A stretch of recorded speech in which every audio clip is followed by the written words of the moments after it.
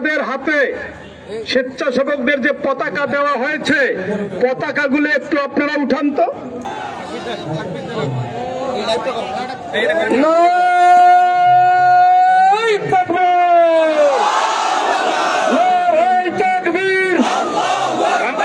উঠে রাখেন। সম্মানিত ভাইরা, আমরা আমাদের ভেন্যুতে যাওয়ার আগে আমাদের জাতীয় পতাকা আমাদের উপরে উঠাই। আসসালামু আলাইকুম। এটাই প্রমাণ হচ্ছে সবার আগে বাংলাদেশ, সবার আগে বাংলাদেশ ইনশাআল্লাহ।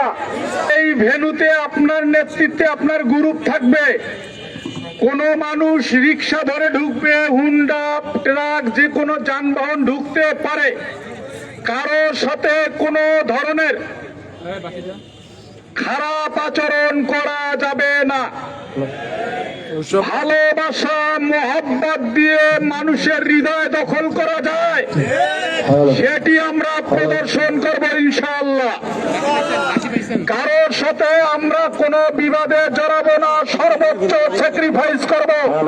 কোনোভাবেই আনুগত্যের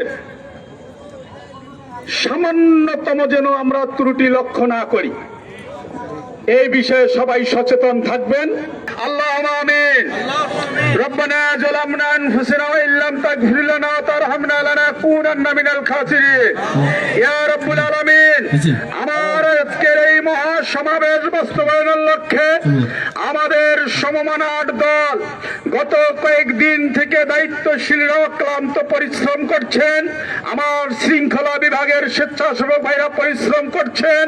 সন্ধ্যা বাবা দেশা পর্যন্ত পরিশ্রম করে আমাদের সকলকে সুস্থতার নিয়ামত দান করুন। আজকের এই মহা সমাবেশ সফল সার্থক যেন হয়, নির্বিঘ্নে হয়। আল্লাহ, তুমি তোমার নিরাপত্তার চাদরে আবৃত করে রাখুন।